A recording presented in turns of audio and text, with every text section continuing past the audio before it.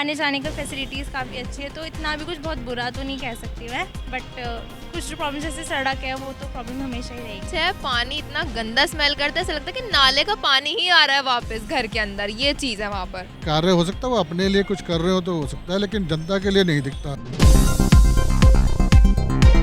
नमस्कार, मैं श्रेया ठाकुर, आप देख रहे हैं एयर न्यूज़। आज हम आए हैं जनकपुरी वेस्ट।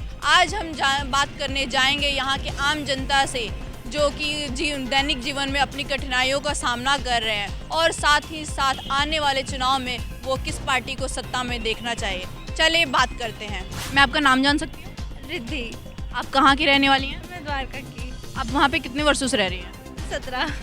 तो आप वहाँ पे रह रही हैं तो आपको डेली लाइफ में बहुत सारी प्रॉब्लम्स फेस करनी पड़ती है वहाँ पे? हाँ, बहुत सारी, जैसे पानी नहीं आता और रोड बहुत बेकार है। मेरी स्कूटी चलाते मेरे पेट में दर्द हो जाता है, इसलिए मेरे को बहुत प्रॉब्लम होती है। मतलब वहाँ के विधायक वहाँ पे सही से कार्य करवा रहे हैं या नहीं? नहीं, करवा तो रहे हैं, बट थोड़ी थोड़ी तो प्रॉब्लम्स आती है ना हर जगह, तो थोड़ी वो चीज़ें रह गई हैं पीछे, बट मैं चाहती हूँ वो भी ठीक हो जाए। तो अभी वहाँ पे अभी भी प्रॉब्लम्स हैं मतलब? हाँ, कई हद तक काफ़ी प्रॉब्लम्स है, बट कई हद तक अच्छा भी है।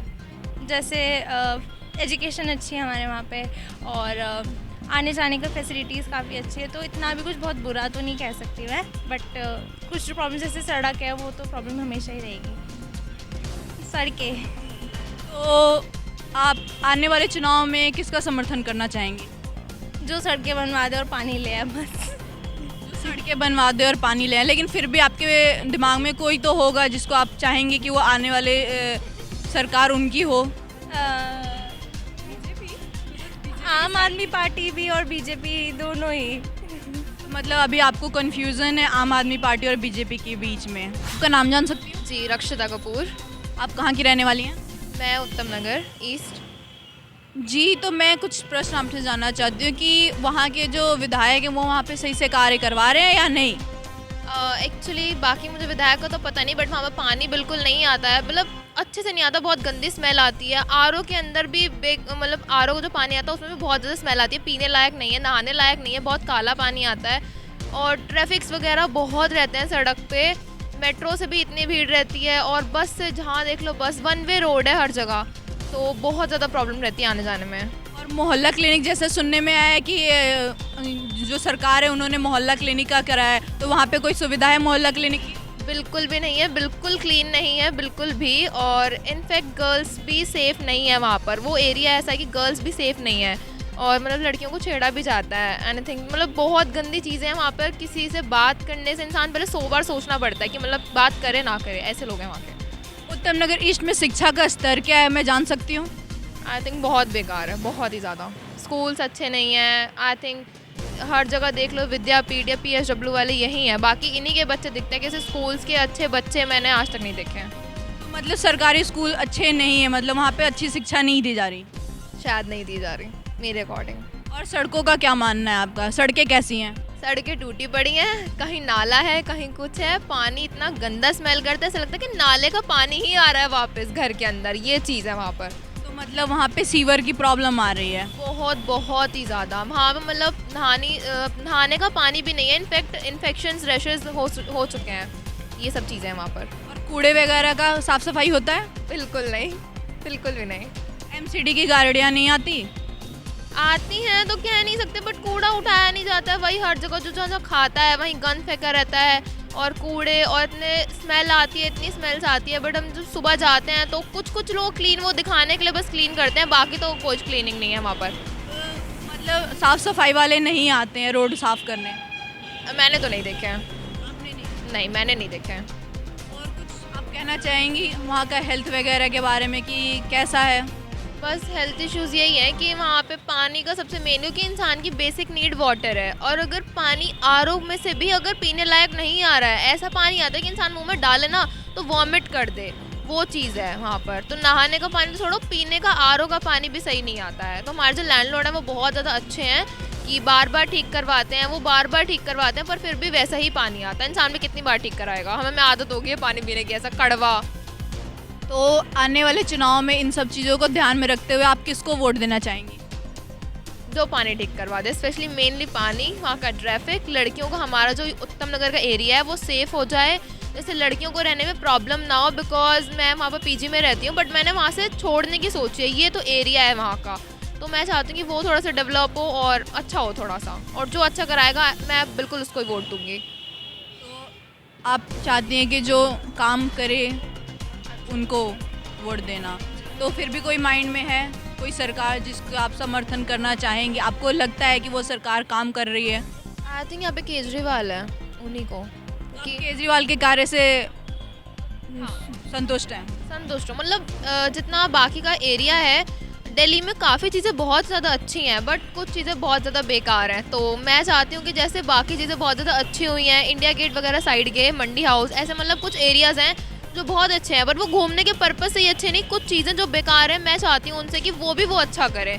बाकी दिल्ली में आके मुझे बहुत अच्छा लगा, बट कुछ चीज़ें जहाँ पे मैं रह रही हूँ वो मैं उससे बिल्कुल भी सेटिस्फाई नहीं हूँ, बहुत गंदी चीज़ें हैं, तो वो सब नहीं होना चाहिए। वो सब ठीक हो जाए तो ऑफकोर्स मैं वोट दूँगी। नमस्कार सर, मैं आपका नाम जान सकती हूँ? नितेश शर्मा। आप दिल्ली में कितने वर्षों से रह रहे हैं? Born and brought up in Delhi only. मैं यहीं पर पैदा हुआ, यहीं बड़ा हुआ, स्कूलिंग यहीं से, कॉलेज यहीं से है, अभी जॉब भी दिल्ली में कर रहा हूँ। तो सर आप इतने वर्षों से दिल्ली में रह रहे हैं, तो आपको तो दिल्ली के हालात के बारे में पता ही होगा, तो आप कुछ कहना चाहेंगे कि यहाँ की शिक्षा कैसी है? शिक्षा ऐसा कभी मैं ज़्यादा इसके बारे में नहीं बता पाऊँगा कि मेरे को अपना पास आउट के काफ़ी टाइम हो चुका है, लेकिन जैसे सुनने में आ रहा है कि हाँ, यहाँ पर शिक्षा का स्तर सुनने में आ रहा है कि सुधरा है। बाकी ज़्यादा इसके बारे में जान नहीं पाऊँगा मैं। जैसा कि आप ट्रैवल करते होंगे, तो आपको लगता है कि ट्रैवलिंग के लिए जो भी सुविधाएं दी गई है वो सही दी गई है या अच्छी हुई है पहले से? हाँ, इससे पहले से बेटर है। मेट्रो वगैरह का जब से प्रोविज़न आया है तब से यहाँ पे काफ़ी सुधरा है। पहले काफ़ी प्रॉब्लम होता था आज के टाइम से, लेकिन हाँ, रोड्स के ऊपर में ट्रैफिक बढ़ गया है। अगर आप मेट्रो से ट्रैवल कर रहे हैं तो ठीक है, लेकिन अगर आप अपनी गाड़ी से ट्रैवल करते हैं उसमें बहुत ज़्यादा रश रहता है। दूसरा, पॉल्यूशन बहुत ज़्यादा है, पहले से तो बहुत ही ज़्यादा पॉल्यूशन रहता है। Anything else? और साफ़ सफाई को लेकर के आपका क्या कहना है? साफ़ सफाई कुछ एरियाज़ में पहले से ठीक है और कुछ में बहुत ज़्यादा प्रॉब्लम है। हाँ, खासकर बरसात के टाइम में तो पानी आप लोग को भी पता है जगह जगह भरा रहता है। जो कमिटमेंट्स थी मिस्टर केजरीवाल का, इज़ फेल इन दैट, उसमें कोई पास नहीं हुए हैं। वो हर जगह उनका जो भी उनका चुनावी वादे रहते हैं वो सबको पूरा करा नहीं कभी भी उन्होंने आज तक। तो क्या लगता है आपको कि अभी जो सरकार है वो कार्य कर रही है सही से या नहीं? जहाँ तक मुझे लगता है कि कार्य हो सकता है वो अपने लिए कुछ कर रहे हो तो हो सकता है, लेकिन जनता के लिए नहीं दिखता। अगर ऑन ग्राउंड बात करें तो पहले हम लोगों को इन टर्म्स ऑफ, अगर मैं एक छोटी सी बात करूं, स्कूल के आसपास में कहीं पर भी हमारे को मतलब ये अल्कोहल जो प्रोविज़न्स थे वो अलाउ नहीं थे। आज आपको हर आधा किलोमीटर के ऊपर में आपको इतना इजीली, इतना फ्रिक्वेंटली ये सब चीज़ें मिलेंगी। पहले समाज में एक थोड़ा सा हिच रहता था, आज वो ख़त्म कर चुके हैं। मेरे ख्याल से शायद वो चाहते हैं कि भाई ये सब चीज़ें सबको इजीली प्रोवाइड हो जाएं, और उसी की वजह से इतना मेरे ख्याल से इतनी दुकानें तभी बढ़ गई हैं। पहले तो बहुत दूर दूर दुकान पे हुआ करती थी, आजकल थोड़ी थोड़ी दूर पे आपको शॉप मिल जाएगा जहाँ से आप अल्कोहल इजीली खरीद सकते हैं। आपको क्या लगता है, महंगाई और बेरोजगारी का आपस में कोई तालमेल है?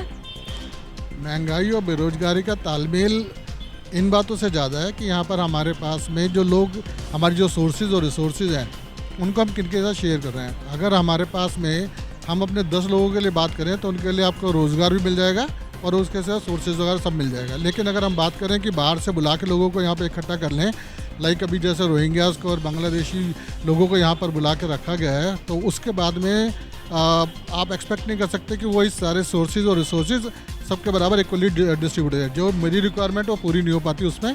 उसका रीज़न ये है क्योंकि मेरा वो रिसोर्स है वो 10 और लोगों में बट रहा है। जो हम 2 लोगों में होना चाहिए था वो आज 10 लोगों में बट रहा है। तो उसके अंदर में यू कैन नॉट एक्सपेक्ट कि हाँ भी सारे काम जो है वो गवर्नमेंट हमारे लिए कर देगी, कुछ काम हमारे को भी आवाज़ उठानी पड़ेगी, तब हो सकता है। तो आप सर कौन सी सरकार को इस सत्ता में आना चाहेंगे कि वो इस बार सत्ता में आए, कौन सा दल? मेरे हिसाब से अभी भारतीय जनता पार्टी ही है जो इस समय सबसे अच्छा काम कर रही है, और सबसे बड़ी बात है वो सबके लिए बात कर रहे हैं। ये मेरे ख्याल से जो बाकी जो नेता लोग हैं वो तुष्टीकरण की राजनीति करते हैं। तुष्टीकरण, यू अंडरस्टैंड ना, लाइक फॉर पर्टिकुलर एक उसके लिए बात कर रहे हैं, और बीजेपी जो है वो सबके लिए बात कर रही है। तो मेरे को लगता है कि शायद बीजेपी है जो सबके लिए इस समय बेस्ट है।